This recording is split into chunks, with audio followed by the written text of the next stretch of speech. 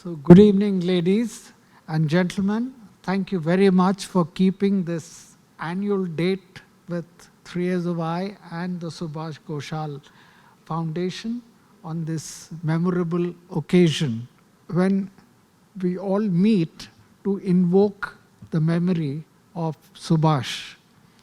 It's, I think, telling of people in this room that we now meet only once a year on an occasion like this, when hopefully you very warmly respond to my invitation to come together, so at least we can say hello to each other once a year.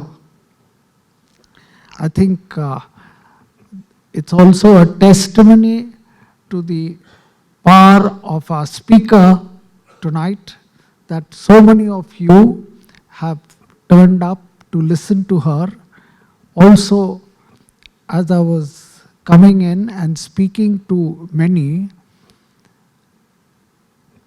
the popularity of Faye D'Souza is quite something that I had not imagined.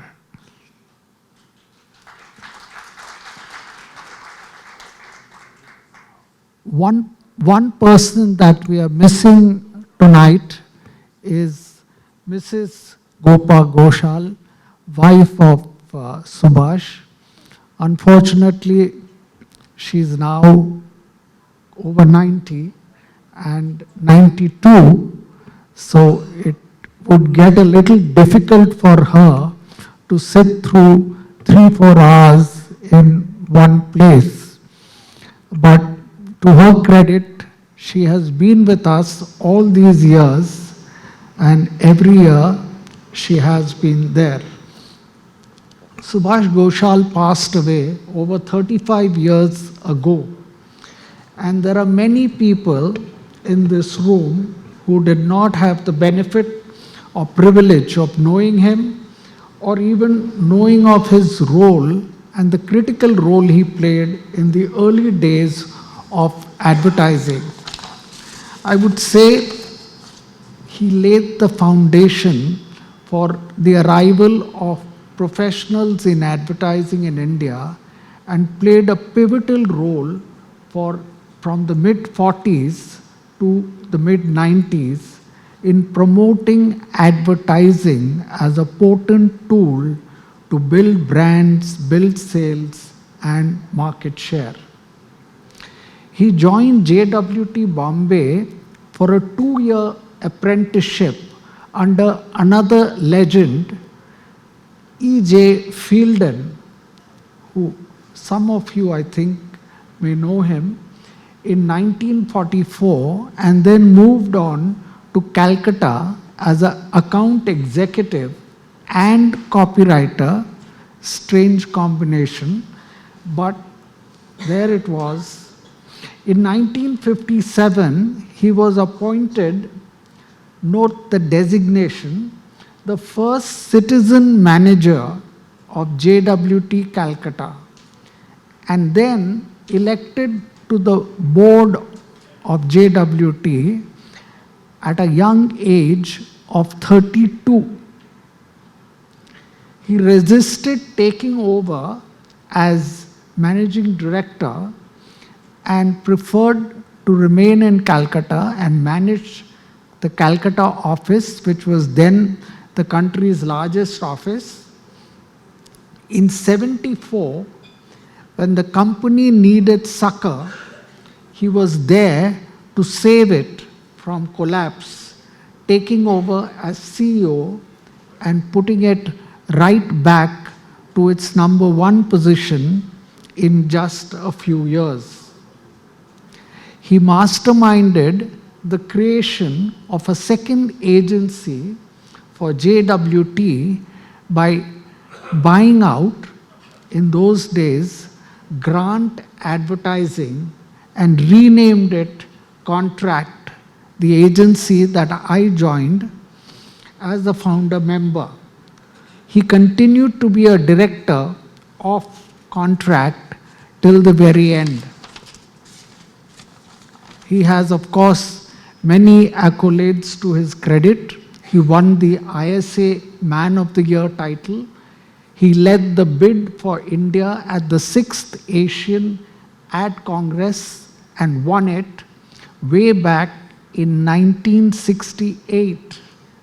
He also planned and presided over the splendid 13th Asian Ad Congress at Vigyan Bhavan, Delhi. I remember it was my first Ad Asia, and I assisted him with some arrangements. Many people who rose to the eminence at the time, in Subhash's time, spoke very well and spoke eloquently. But Subhash, I can say with confidence, had mastered the art of English language and perfected it. And he used that skill to craft sentences such that his writings and speeches, of which there were many, had readers and audiences spellbound. His impact on those who came in touch with him and the industry at large was such that when he passed away, 12 heavyweights of the industry came together to form the Subhas Ghosal Foundation. These were, I just like to recall their names because they are names that many of you will recall. The late Gerson Dikuna, the late K. Kurian, the late Mike Khanna, the late Subrata Sengupta, the late Mani Iyer, the late Ram Ray, the late S.L. Rao, the late V. Narayanan of Ponds, and we have Saida Imam, who now lives in the US, Ivan Arthur. He was here speaking at our forum, very fondly of him a few years ago, who lives in Spain, Titu Aluwalia, and Sumantra Ghoshal, his son. Unfortunately, none of the founding members of this association are here tonight. Not many of you in this room know too much about the Subhas Ghosal Foundation. It has been fairly active in the past and has conducted many events like this memorial lecture and has also brought out quite a few publications like The Making of Advertising, which is an anthology of all his published writings, speeches, presentations, and lectures spanning over 4 decades, all beautifully edited and brought together by no less than Saida Imam, a copywriter, if ever there was one, who had worked closely with him. Epiphany is another series launched by the Subhas Ghosal Foundation. Epiphany 1 has 2 historical lectures of Subhas Ghosal, Dominance of Advertising, delivered in 1968, and Creative Judgment, delivered in 73. There was Epiphany 2 titled Advertising, Art and Science, had an address by Stephen King, often regarded as the philosopher of the marketplace. Epiphany 3 had an original article specially written for the foundation by JWT's strategic planner, John Stewart, called In Praise of Prejudice.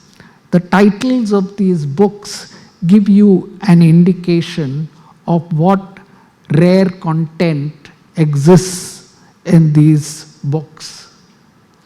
Previous speeches delivered at the Subhas Ghosal Memorial Lectures in the past have been by, the first I remember was by Alan Thomas, chairman of JWT Europe and worldwide creative director.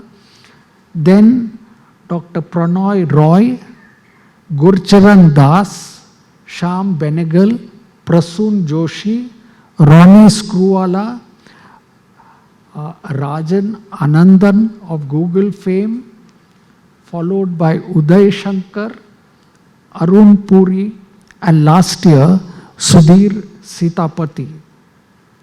Another interesting book brought out by the foundation is Brands Under Fire, edited by Ivan Arthur, which records case studies of advertisers who faced a crisis of sorts with consumers and how advertising came to their rescue. The first of its kind, I believe, on a delicate subject like this, and features many prominent brands including Coca-Cola and Cadbury. Subhash believed that advertising professionalism was a multifaceted thing.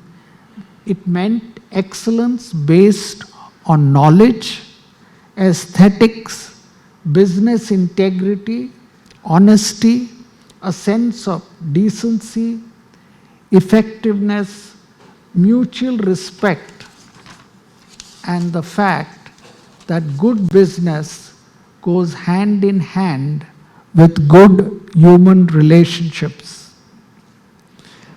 I think I dare say all this is missing today.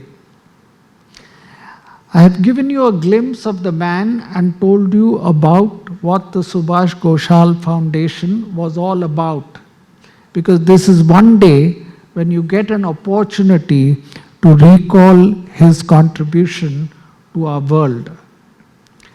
But now let us listen to another veteran Thompsonite who I have specially invited to tell you about his time at Lakshmi Building with Subhash.